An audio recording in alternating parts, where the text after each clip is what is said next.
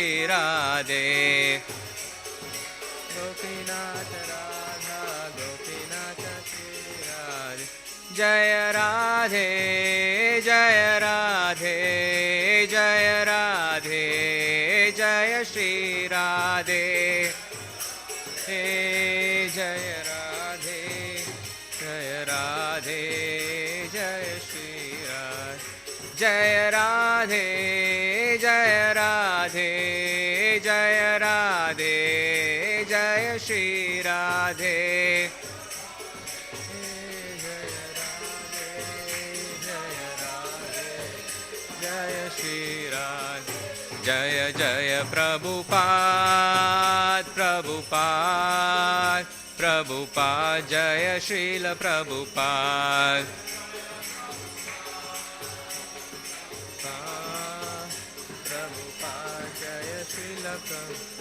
Jai Jai Gurudev Gurudev Gurudev Jai Jai Gurudev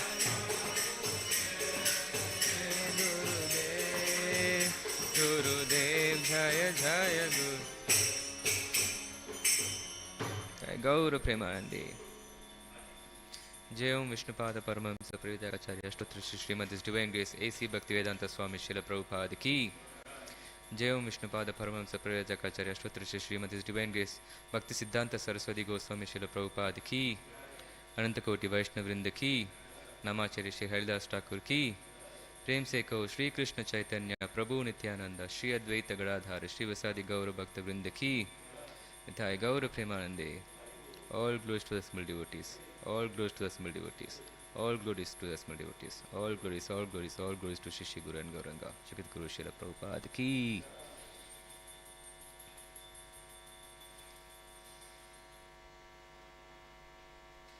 Om Namo Bhagavate Vasudevaya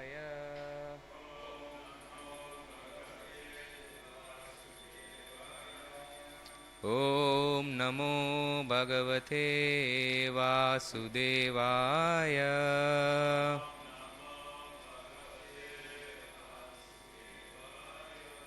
Om Namo Bhagavate Vasudevaya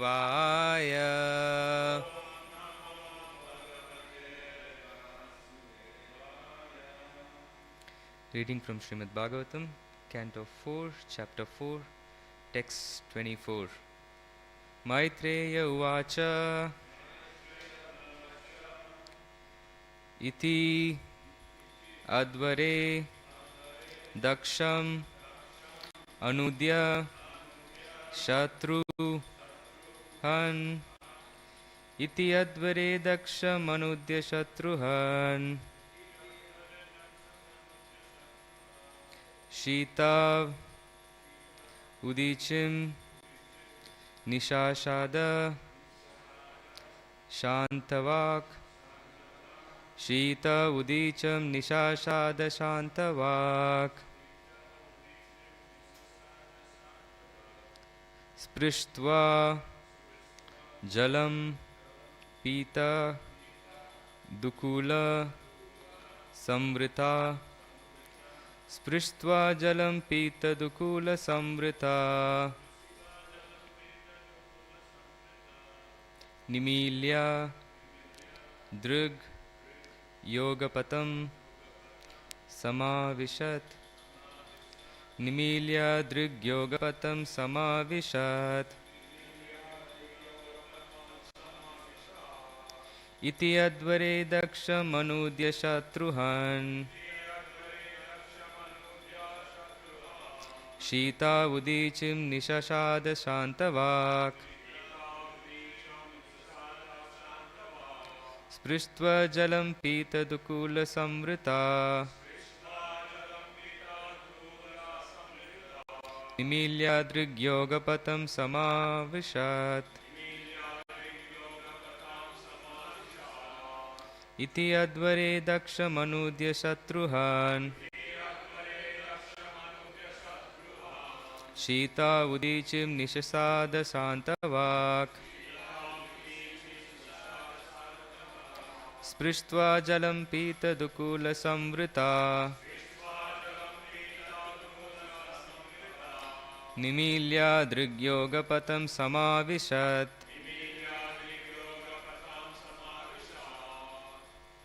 Word to word meaning.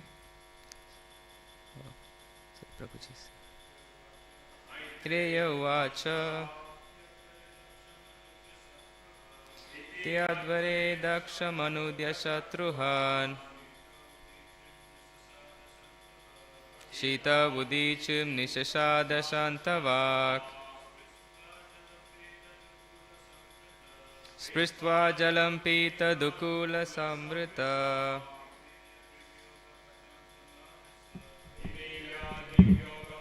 Samabhishat.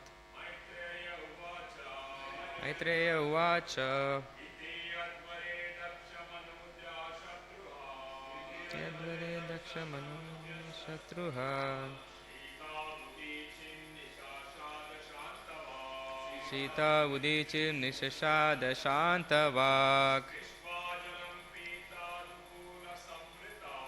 Shishtva jalam pita dukula samrita Nimilya drigyogapatam samavisham. Maitreya uvacha Iti advare dakshamanudya shatruhan Shita udichin nishasada shantavak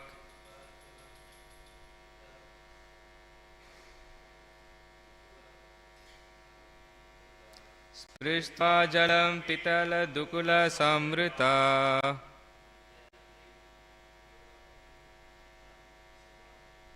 Nimilya drigyogapatam samavishat.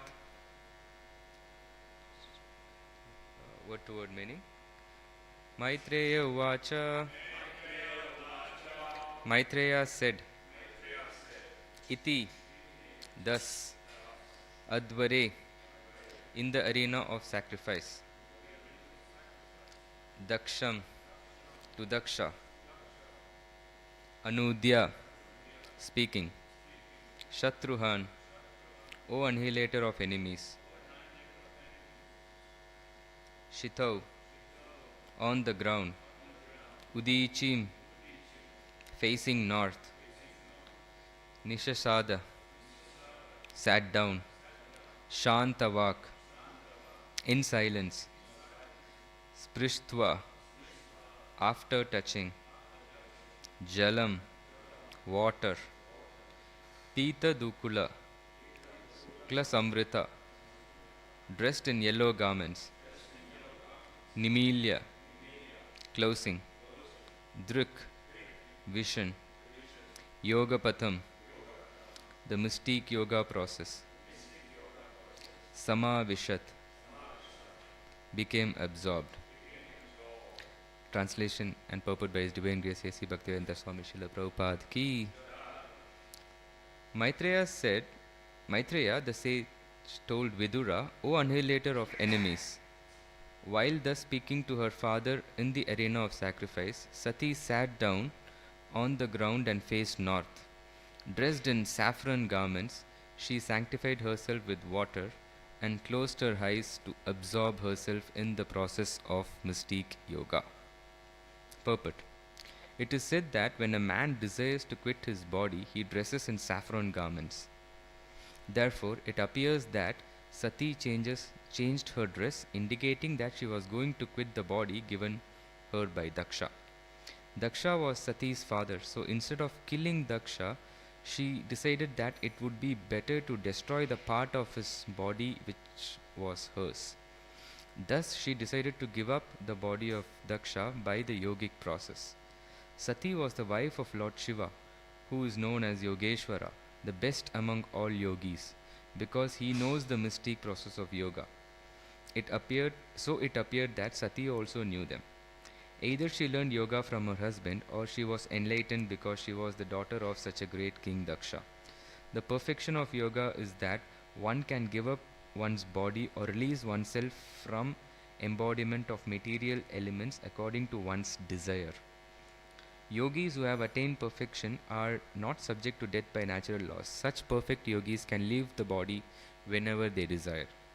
Generally, the yogi first of all becomes mature in controlling the air passing within the body, thus bringing the soul to the top of the brain. Then, when the body bursts into flames, yogi can go anywhere he likes. This yoga system recognizes the soul and thus it is distinct from so-called yoga process for controlling the cells of the body, which has been discovered in the modern age.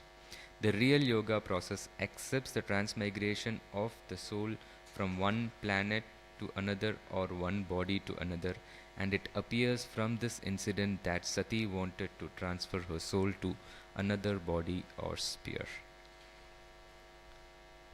Translation: Maitreya the sage told Vidura, O annihilator of enemies, while thus speaking to her father in the arena of sacrifice, Sati sat down on the ground and faced north. Dressed in saffron garments, she sanctified herself with water and closed eyes to absorb herself in the process of mystic yoga. Om Ajnanatimrindasya Jnananjanashalakaya Chakshurunmilitam Yena Tasmai Shri Guruve Namaha. Jai Shri Krishna Chaitanya Prabhu Nityananda Shri Advaita Gadadhara Shri Vasadi Gaura Bhakta Vrinda. Hare Krishna Krishna Krishna Hare Hare Hare Rama Rama Rama Hare Hare. Welcome to today's Srimad Bhagavatam class. So we are discussing from the chapter Sati quitting her body. So just to give a small context for the new people. So what happened earlier until this instance was Daksha is a personality who's Sati's father. Okay, and Sati is the wife of Lord Shiva. So when Daksha was performing a ceremony, when he entered the hall, everybody stood up and Shiva did not stand up along with Brahma. The reason why Lord Shiva didn't stand up during that assembly or the ceremony was he was deeply meditating on Krishna. So that's why he didn't stand up. So Daksha was not able to see the spiritual reason behind that, and he saw only the material reason with his imperfect senses, the eyes, and he didn't understand the position of Lord Shiva. Lord Shiva is the chief of all the demigods. So what happened? He started cursing Lord Shiva, he insulted Lord Shiva, and Lord Shiva had to leave the place. And after that, what happens is he's performing more ceremonies, and then he did not invite Shiva and his daughter Sati. So then Sati tries to convince Lord Shiva, and then Lord Shiva gives reasons why not to go, and after that then finally Sati decides that she has to go. Now that she has gone to her father's place, so what happens there? She still didn't get enough respect, and this is what happens. Okay, so this is the small context of what we are going to discuss. So what happens after Daksha did not receive or welcome Sati properly, and he still did not give the respect that we should be giving all the devotees and all the Vaishnavas. So what happens here? Sati decides to quit her body. So that's exactly what we are going to see in this particular verse. So sometimes what we can understand is, for all the exalted personalities, how easily it is achievable for them to come out of the bodily conception of life. So first we need to understand the fact that we are not this body. This body is just like a dress that we are wearing every day. So after certain amount of time, the soul leaves this body, and according to the desire, one's own desire at the time of death, the soul gets another body. So for all the exalted personalities like Sati, we need to, we can infer from this verse that it's very easy for them to come out of this bodily conception of life. So for anybody who understands Sati as a jiva tattva, so that's not the right understanding. So we have Jiva Tattva we have, Shiva Tattva, and we have Vishnu Tattva. So whatever is the Tattva of Lord Shiva, so we cannot say that Sati is exactly a Shiva Tattva, but at the same time, we cannot say that Sati is actually a Jiva Tattva. So there is no mention in Srimad Bhagavatam that Sati is actually a Jiva Tattva. In fact, she is actually the expansion of Srimati Radharani. So if we understand the Tattva of Sati properly, then we can very clearly understand how she is aware of all the mystique yoga process. So what the mystique yoga process says, there are like totally 9 stages where you follow certain rules and certain regulations, and then you control all your senses, and then you focus on your breath and harness the entire life air within your body. So totally there are 9 gates in your body: your anus, rectum, ears, nose, eyes. So all these gates, life air passes through all these gates, but the soul lies in your heart, because all the life airs are in perfect equilibrium only inside the heart. So through this ancient or the Vedic meditation process, one can harness the entire life air, and then they can meditate on the soul within the heart. And then what they do is, they, through all the chakras in your body, they elevate the soul till your head. So that's the Ashtanga Yoga process. So during that process, once you bring your soul from your heart, harnessing all the life airs within your body, to your head, from there you will get a vision of Paramatma. So one can surrender to Paramatma, and then they can decide to which planetary system they want to go. So above this earth there are 7 planets, and below this earth there are 7 planets, and then beyond that we have the spiritual world. So they can either go to higher planets, meet the yogis or the rishis, get the benediction, and then they can come back. So there are real instances where people have achieved perfection to do this, which is not really easy. At the same time, what they can do is also they can decide to leave this material body. So once they raise the Kundalini from their Muladhara chakra to Sahasra, so when they do that, so automatically your body generates so much of heat, it produces so much of heat that you can actually burn this entire body. So that is how yogis actually leave their body. So when they have perfected this yogic process, they are not actually controlled by the laws of nature to leave this particular body after a certain amount of time. So they can choose to leave their body at any point in time. So that's the perfection of this particular that's what the perfection gives from this particular, it's called as Ashtanga Yoga process. So Krishna explains this in Gita. So Sati being not an ordinary Jiva Tattva, so she was the Ashtanga Yogini. So she had all the knowledge of this Ashtanga Yoga. So she sits in one particular position. We'll see all of that later. So the significance is, what we are trying to understand, the first concept here is how it is easy for such exalted personalities to give up their bodily conception of life. So say for example, Sati felt that her body was uncontaminated. The body was contaminated because Daksha was committing offenses against the Parama Vaishnava, Lord Shiva. So she felt so impure to even possess something which was given by Daksha. So all our bodies, what we have, are given by our parents in this life.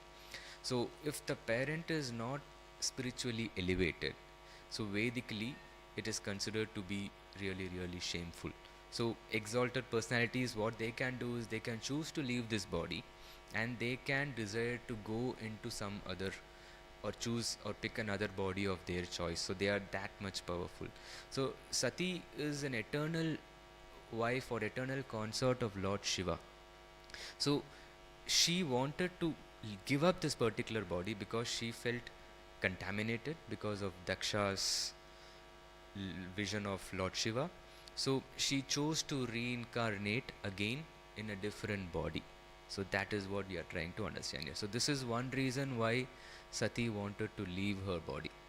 So if you see, there is another reason, the whole pastime here, this is actually enacted for a particular reason. If you see during the Ram Leela, during Ramayana, so what happens is after Sita was kidnapped by Ravana, so Lord Ram was lamenting to the trees and leaves, you know, searching for Sita. So Sati sees this, and then she takes the form of Sita. She wanted to, understand. She couldn't understand Lord Ram's, mood or mentality. Then she thought, how can this person be the supreme personality of God? He is a Vishnu Tattva. He's an avatar of Vishnu. So he's lamenting like this. So Sati was kind of say confused, or she lacked clarity. So she takes the form of Sita and she comes under the same tree. But as soon as seeing that form, Lord Ram recognized that, oh Sati Mata, where is Mahadev? Why are you standing here alone? So that actually purified the vision of Sati, that the Supreme Personality of Godhead, even though she took the form of Sita, he could clearly see with the spiritual vision that this personality is not my wife. So after this instance, when Lord Shiva came to know this, that she had taken form of Sita, so Sita is like Vishnu avatar is Ram's wife, so it is as good as mother for Lord Shiva. So as soon as Lord Shiva knew that she took the form of Sita, Sita is in the position of mother for Lord Shiva. So he gave up Sati mentally. He did not have any close affairs with Sati. He gave up Sati mentally. And this whole pastime was enacted for Sati giving up her body and then reincarnating as Parvati. And Parvati had to perform lot of tapasya to again become the consort of Lord Shiva. So we're not covering that here. So this is another innermost meaning of why Sati chose to leave her body, and how this pastime is structured for us to understand with so much of lessons. So the first lesson what we see here is how exalted personalities easily give up on this bodily conception of life. And then what we can also learn from here is Sati is also called as Ashtanga Yogini, and she mastered the mystic yoga process because she is not an ordinary Jiva Tattva. And she chose to leave this body because she felt contaminated, because later on when people call her also as Dakshayini, daughter of Daksha. So every time when people call her by that name, she identifies herself as a daughter of a personality who doesn't know how to respect devotees or other human beings. So that is why she chose to leave this body. So how can we elevate ourselves? So giving up this bodily conception of life for us is not that easy. So how can we elevate ourselves to a spiritual platform? So we all need to understand like the difference, right? Like we have this particular body because we do not understand our real position. So we are the spirit souls, we are not this body. So even the spirit soul has ego. Okay, so and even the spirit soul has senses, and the soul has a spiritual form, but we are not able to attain that spiritual form, and we are in this world because our ego is contaminated. So it is called as false ego. When we talk to somebody, you know we after that the conversation doesn't go well, and we go and tell people that okay, he hurt my ego. So what exactly he hurt? It's not your actual ego. So ego is nothing but your identity. So false ego means you're identifying yourself with this particular body. So you identify yourself with this particular body and you feel that this body is yours. But that's not the fact. The fact is we are eternal spirit souls, and this body is given to us by Krishna. So we have to understand that we are the user of this body. We are operating inside this body for a particular purpose. So science can explain everything except what is your purpose in life. So they can talk about space, they can talk about black hole, which is actually a borrowed concept from Srimad Bhagavatam. But when it comes to actual purpose of human life, they start subjectifying it, right? So it is not being objectively described, and that is completely because of false ego, because they do not understand their actual position. They identify themselves with this particular body.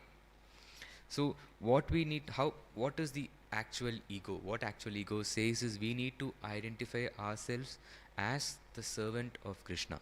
The purpose this body is given to us is to serve Krishna.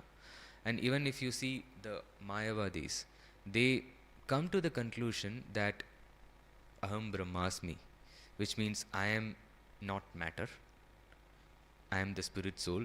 But that is a very, very elementary understanding which anybody can come to.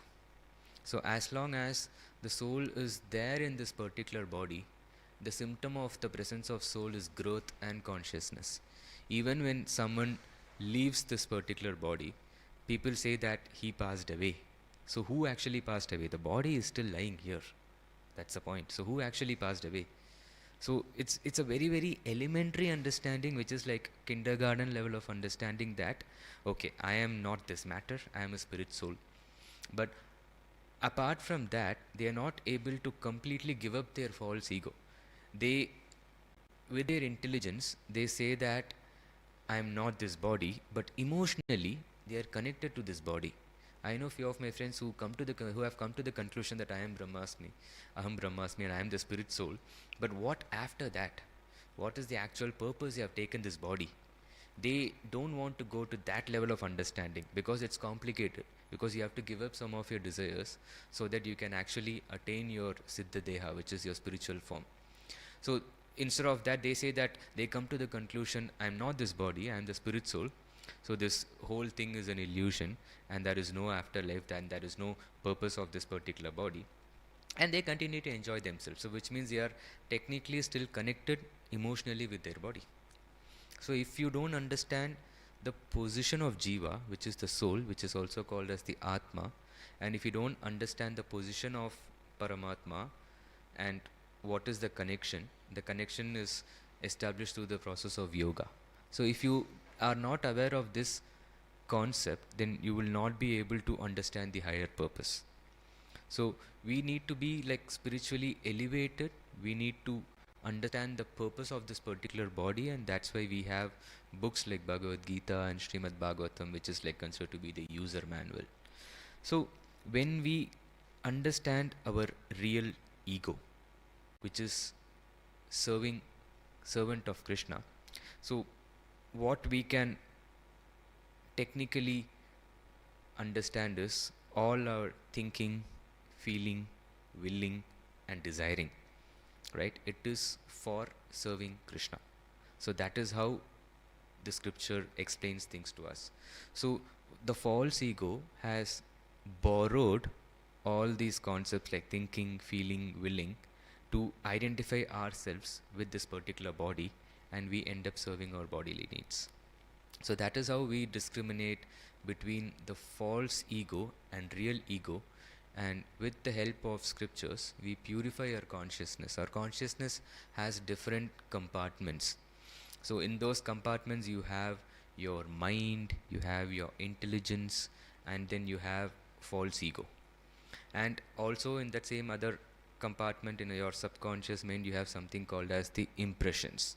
So how this actually drives us? Now say for example, when you want to taste a gulab jamun, right? When you taste a dessert or you taste an ice cream, so the first time you taste, it leaves the impression in your consciousness.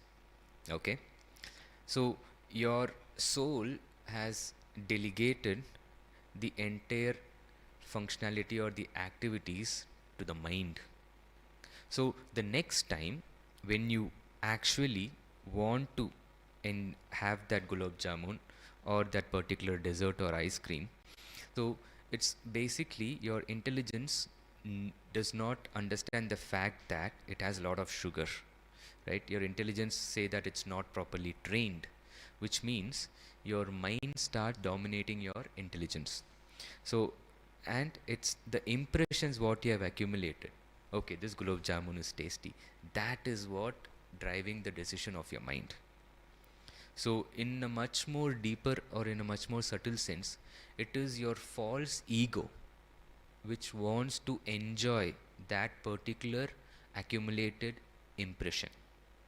So throughout this life, our mind is like a snapshot. Each and everything which you see, that leaves an impression in your subconscious mind or in your consciousness, and that is what drives your dreams, and that is what drives your desires. So similarly, before human form of birth, all the impressions that we have accumulated, that is completely contaminated, and our false ego completely has the information of, it's a storehouse of impressions, and it drives our mind, and that is how we come to this false identification that we are this body, or we identify ourselves with this body. So we all know that in this material world, possession gives pleasure. So we try to possess somebody, or we try to possess something, or we try to acquire money. Any form of possession is what that gives us pleasure. So when we have this proper understanding that we are not this body, so we'll stop deriving pleasures from all these external substances. So when we stop deriving pleasure from all these external substances, we achieve a certain level of contentment. But that is not it, because you cannot remain on that platform steadily for a longer period of time. So that is when the purpose comes into picture. A lot of people, a lot of philanthropists, they find higher purpose, like okay, they go towards their own community, or they go towards their culture, or they go towards their nation, or they go towards humanity, and they start serving. The circle gets bigger and bigger. But objectively speaking, everybody has different purpose. But what scripture says is, this body has been given to you for only one purpose: to understand your real ego, to understand your identity, and to serve Krishna. So the moment we understand this, we don't have to struggle so much with a lot of meditative process to raise our kundalini from your muladhara to sahasra, and then you attain Paramatma, and then you feel the bliss. But that does not stay with you for a longer period of time. So the process of bhakti yoga, that is also a yogic process which is scientific, but it does not last long. For it to last long, you need to practice meditation for hundreds of years, and human lifespan is very, very less. But the process of bhakti yoga is very, very simple. So the energy or the kundalini shakti moves only from downwards to upwards, and of course you feel certain amount of bliss. But the process of bhakti yoga is, when you chant, your intelligence opens up, and at the same time, when you surrender to Krishna, the mercy flows from top instead. We don't have to put so much of effort into meditation or everything. So we follow it as a lifestyle, and the mercy actually flows from the top, and it goes from your head until your feet. And the other way around is also possible, which is achieved by the Ashtanga Yoga process.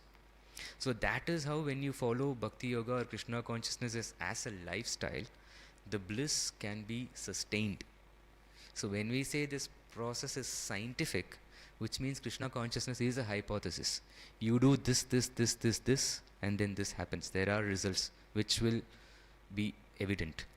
If there are no results, the problem is not with the process. You must not be doing one of the process correctly. So that is how we understand Krishna consciousness. So the first key takeaway is how easily bodily conception of life can be given up. And the second thing what we can learn from this purport is the efficiency of bhakti yoga, right? So the Ashtanga yoga process is not something which we can follow on a daily basis. So how efficient is the process which Krishna has given to us in Gita? And how do we elevate our consciousness? How we discriminate between real ego and false ego? So this is, once we understand our real ego, we are not this particular body, then how you will be behaving. Each and every activities, right? We can always remember this 3P rule. Each and every activity which we do, we need to understand that that is to purify your heart, to remove all the dirt, all the impressions that you have accumulated in your heart, in your mind. Okay? And then the second thing what we can understand is, we do it as a prescribed duty. So when you take this form of body, which means your body has a certain dharma, right? And that dharma, you need to maintain this particular body, but at the same time, it is not for your own satisfaction, because Krishna has given you this body, and the only purpose is for the pleasure of Krishna. So when the soul starts understanding this three P's, one is for purification of your heart, doing it as a prescribed duty, and then everything is for the pleasure of the Lord. When you understand this, and then whatever activity you do, Krishna says in Bhagavad Gita chapter 17 that you offer every action as a service to him. It's called Om Tat Sat. So the moment we understand this and we are conscious while making this particular activity, and you give it as an offering to Krishna, then which means you are automatically, your soul will be elevated to a higher level of consciousness. And when the soul starts serving Krishna, Krishna is happy, then automatically that happiness comes to the soul. And this loving exchange is never ending. And that is what we identify as like the real happiness. So lot of people, we make mistake. Not suffering or not going through any difficulties doesn't mean that we are actually happy. So we misunderstand not suffering to actually as happiness. That's the fundamental issue with our understanding. So what is happiness is something, it's not what we derive from all this material elements. So when you see the contentment, when you perform devotional service to Krishna, and when you feel that bliss within, you will actually feel your heart vibrating in a different frequency. So that pleasure which Krishna gives us in the material world, we grab things to give us pleasure. We chase after things. But spiritually speaking, mercy is not taken, mercy is given. That's why Prabhupada says in most of the places in Srimad Bhagavatam that sense gratification is insignificant in spiritual world, because it's absolute love everywhere. And it's absolute bliss and absolute pleasure which is completely flowing in all directions everywhere, and you don't have to go like run or grab or aspire.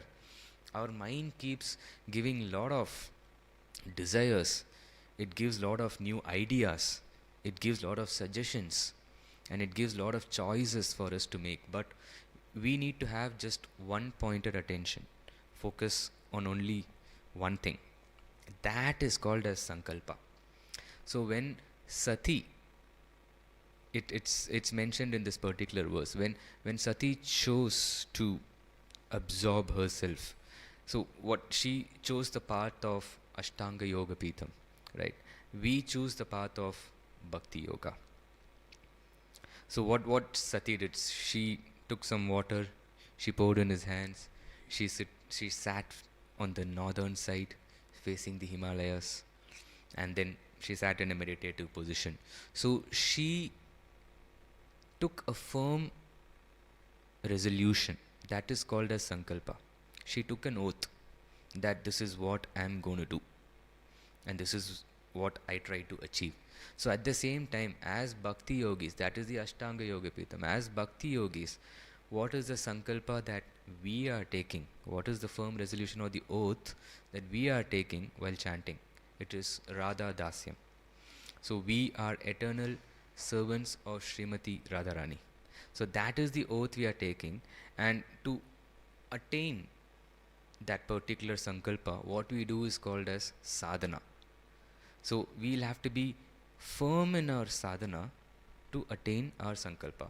So if we don't have any Sankalpa during a sadhana, then your sadhana will become weak. It will become really, really, really dry. So Bhakti Vinod Thakur, he says in his Bhajan Rahasya how we'll actually deepen chanting. So most often, your chanting becomes really, really mechanical. It is not just a mere, reciting the name and hearing. But of course, at some point of time, we'll have to deepen our chanting. So what Bhakti Vinod Thakur says, how he chants, he gives us an example in Bhajan Rahasya, that he takes a particular shloka, and at the time of chanting, he completely, deeply meditates on the meaning of that particular shloka. So that is how you improve your focus during chanting. So the results will actually be magnified. So this is what we need to understand. So each and every time when we chant, we'll have to actually take some oath.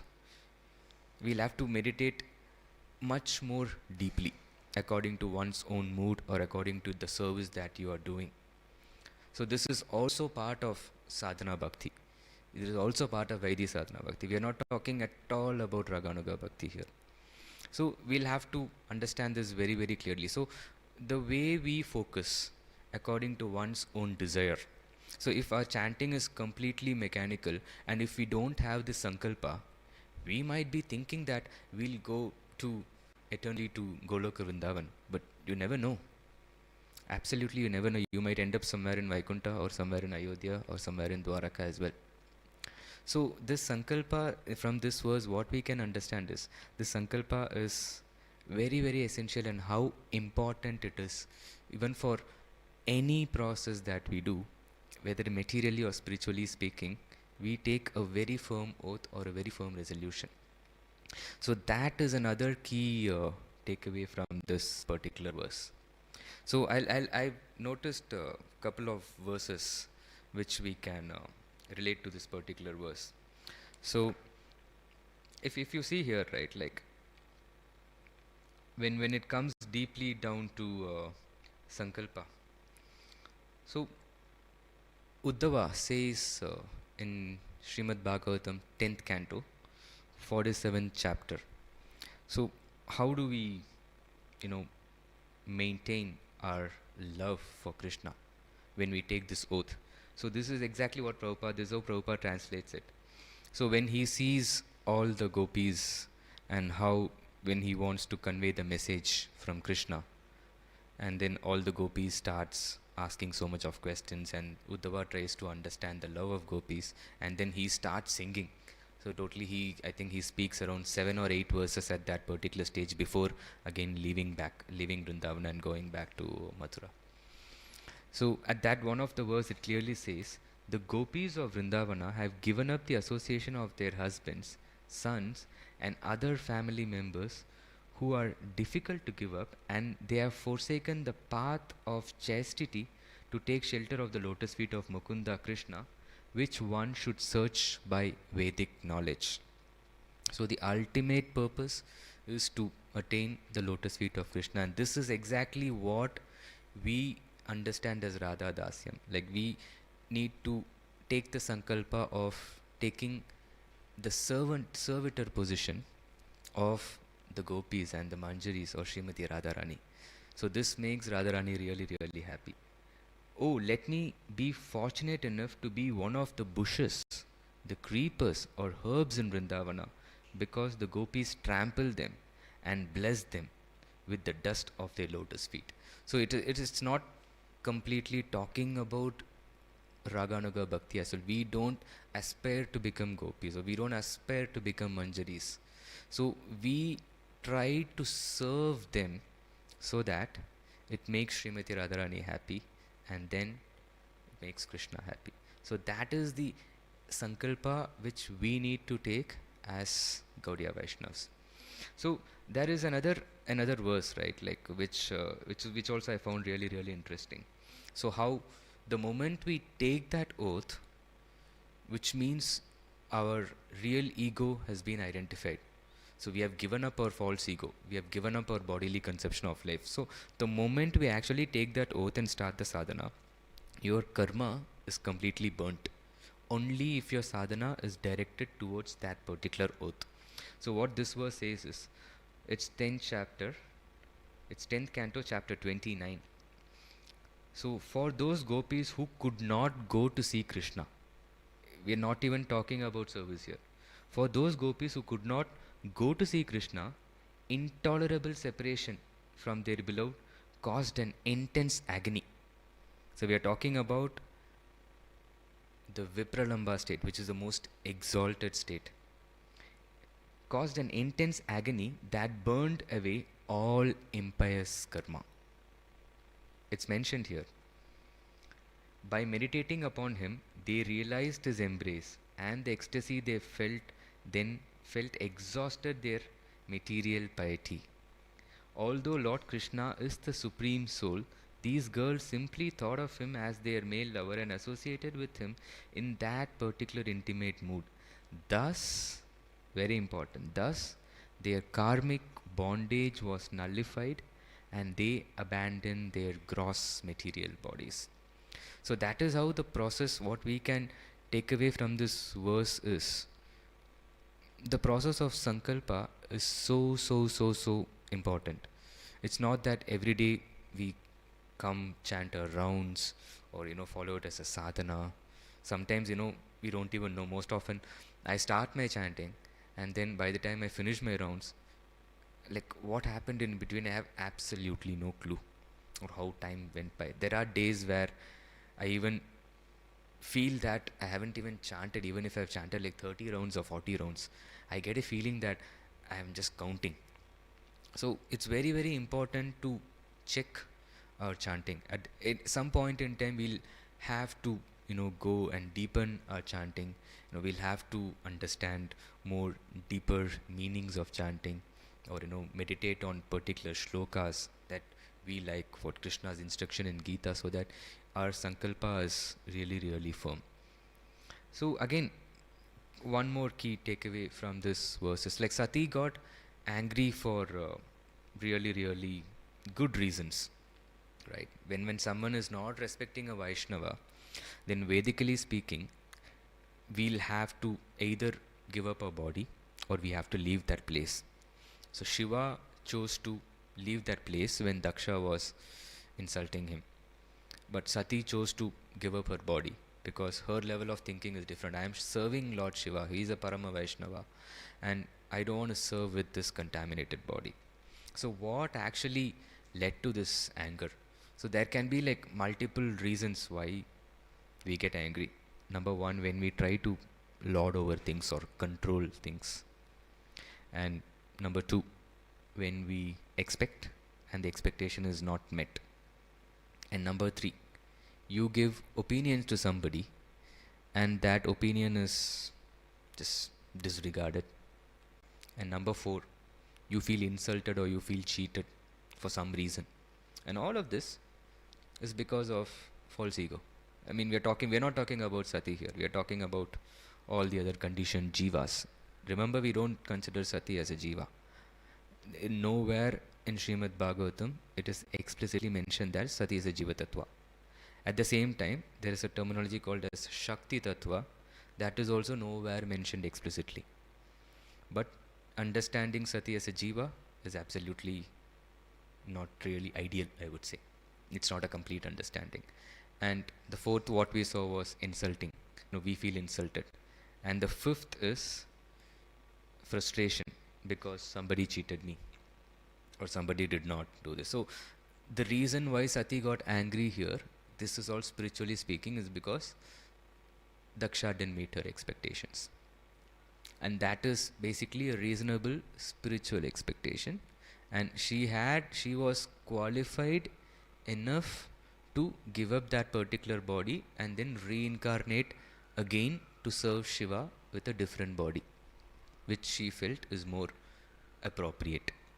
So when we get angry, it can be only because of these five things broadly classified.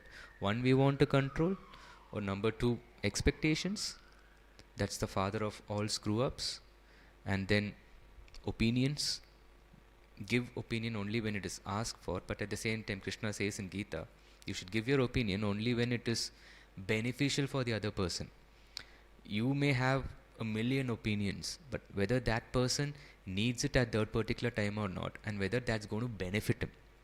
So what may be beneficial to you, it may not be beneficial to others. So there is a very famous saying, give advices only when it is asked for, and only when speaking the truth gives benefit to that particular person, else we can just cover the truth as well. And then feeling insulted, that's because you're identifying yourself with this particular body or with a certain position. And then number five is frustration. That comes again out of expectations or unfulfilled desires. So if these five things, if we have a check on this, then that will also help us progress spiritually. So these are some of the realizations which I had from this particular verse, or some of the key takeaways. So what, to summarize what we saw, how exalted persons give up the bodily conception of life, and how we can elevate from bodily conception of life to spiritual conception by discriminating between real ego and false ego.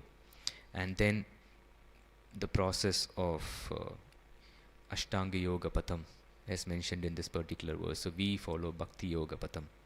So how mercy flows, it's not something what we strive hard to, you know, like in the Kundalini process, we'll have to meditate very deeply and then raise our Kundalini Shakti and to come to the heart where all the prana is in equilibrium, and then identify the soul, and then identify Paramatma, and then surrender, and then move the soul from Muladhara to Sahasra, and all that process. It's very tedious. Instead, you do bhakti with this body. It's very, very simple.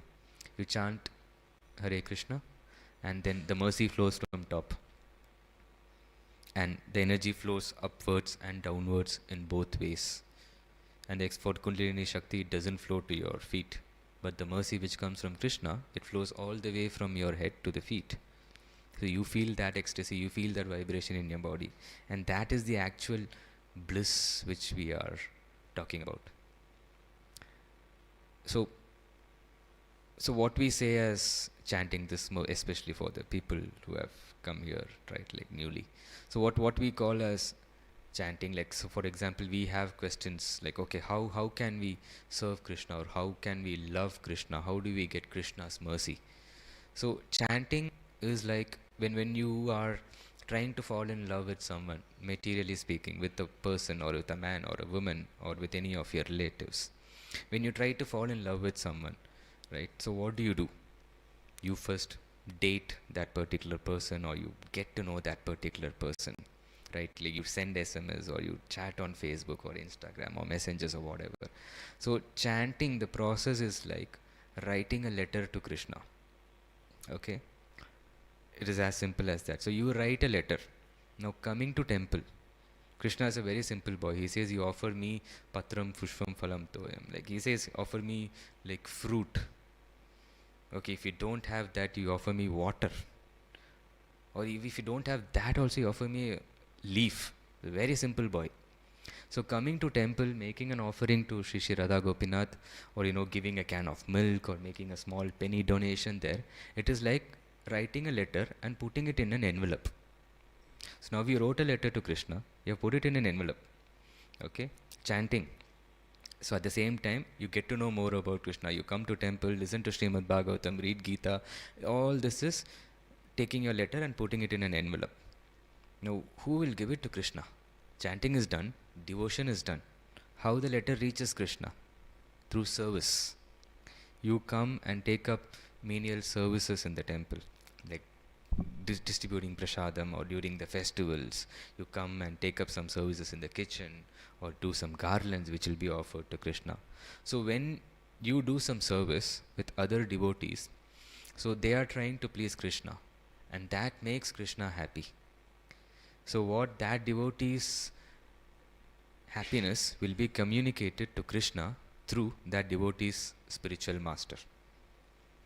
So the service will be given to Krishna as an offering through the spiritual master.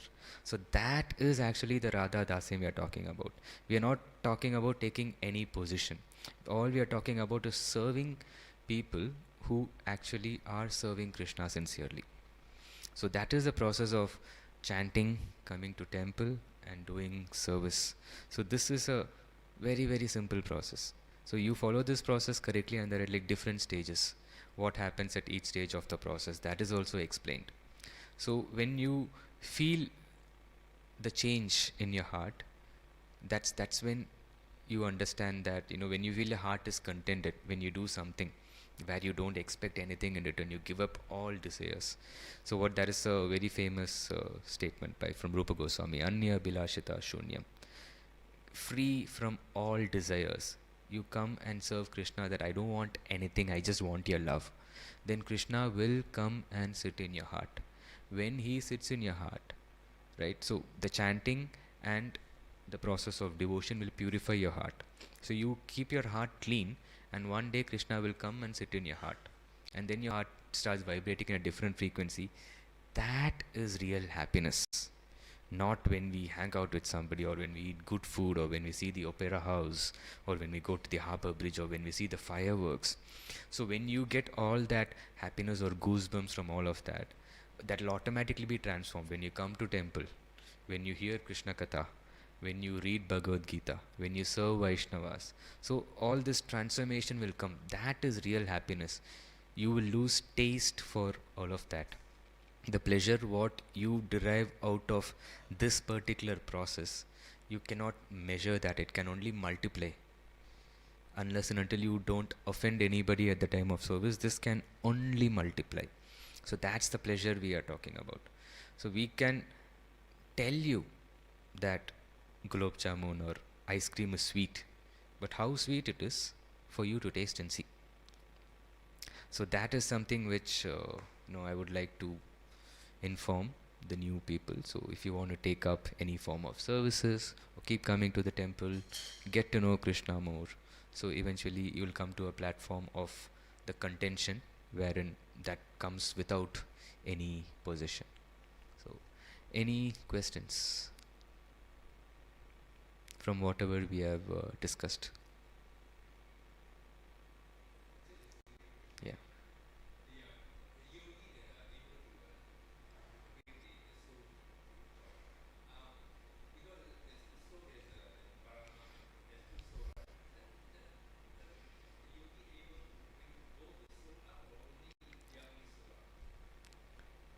Sorry?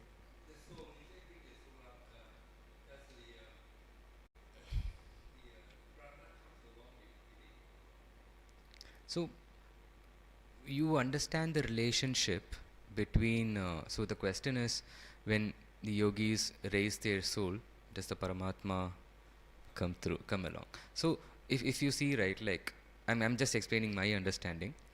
So you identify your soul, okay? Even in the process of, there are, like, if you see in Australia and Sydney, they do a lot of kundalini activation sessions or kundalini activation process, right? So once you completely focus on a particular sound vibration, and then you meditate on your breath, where you're able to harness your energies from the first three chakras, and you come to the heart chakra, right? That's when you identify the presence of the soul, and there you will have a vision of the four-handed form of Vishnu. So this is the process. So when you have that vision, only when you surrender, right, you can go above. So it's technically a Paramatma which is actually holding you and taking you along. Without that mercy, you cannot go. So even in the Kundalini activation process, what they say is, you will recognize a superior energy, but you have to surrender. And surrender is not easy. Sharanagati is not easy. If you absolutely, without that, it's not possible. You need to have some level of surrender. Else your Kundalini Shakti will not reach your Sahasra. It's impossible. Like, depending on your level of surrender, you can either, go to Brahma Jyoti also. Your consciousness can be merged in Brahma Jyoti as well. But completely depends on your level of surrender. The yogis, they can choose to even merge into Brahma Jyoti, or even attain any spiritual planets of their desire, or they can even go to Janaloka, Tapaloka, or meet the rishis, and then they can take benedictions and come back. That there are people in India who are actually doing that, who have come to that stage. They go, they meet rishis in different planets, and then they ask questions and they come back, and they help people in their spiritual growth for complicated reasoning. In bhakti, no, in bhakti, the process is a lot more easier. You don't have to, whatever you attain by the yogic process, it doesn't last long. It's not steady. So in bhakti, the mercy flows from the top. So when the moment you start cleaning your heart, the moment you start serving, the process is so easy. Surrender is automatically part of the process. You cannot directly go and do Sharanagati. There is a process for that also. You can, it's as good as saying I am surrendered and doing nothing. What are you doing about it? You have a kid, and then you can just say I love you, I love my kid, I love my kid, I love my kid, and I can sit simply. Will there be any loving exchange? You have to express. So the process of bhakti is so beautiful that you express your love through service, and how sincerely you do service, that's nothing but cultivating your surrender. At one point of time, so His Holiness Gaur Govind Maharaj says this in one of his after sessions. So when somebody asks, will I get love for Krishna? Gaur Govind Maharaj says that, yes, you will, but you will never realize it. That's the beauty of the bhakti process. The transformation happens from within. It's not dependent on anything outside. So, depending on the level of surrender, your contentment is directly proportional, and it all depends on how you serve and how you serve with the Vaishnavas, together with the Vaishnavas. So, and one more thing which we can understand from this is, like we spoke about that verse where gopis gave their chastity, right? So, chastity is also like something which we can understand from Sati. So she was a really, really chaste woman, and only because of that she was able to successfully achieve this Ashtanga yoga process. That's why she called us Ashtanga Yogini, and that comes with chastity. So only women with chastity can achieve this. So His Holiness Gaur Govind Maharaj, he says in one of the lectures, for Matajis to attain love of God, all they have to do is remain chaste in their life. That's it, nothing else, no other process is required. Just remain chaste, follow the ashram. That's it, absolutely. So when you're that chaste, you will have access to the Supreme really, really easily. The love of God will just, that's why even it's said, right, like if in a female body it is very easy to attain love of God. Not through it's not that easy with a male body. Even in Sri Vaishnava, if you see one of the Arvars, Andal, it's very easy to attain love of God, but that is mixed with Aishwarya. But what we are talking about is pure love, which is the Manjari Bhav. Okay? Hare Krishna. Srimad Bhagavatam ki, Gaura Premanande.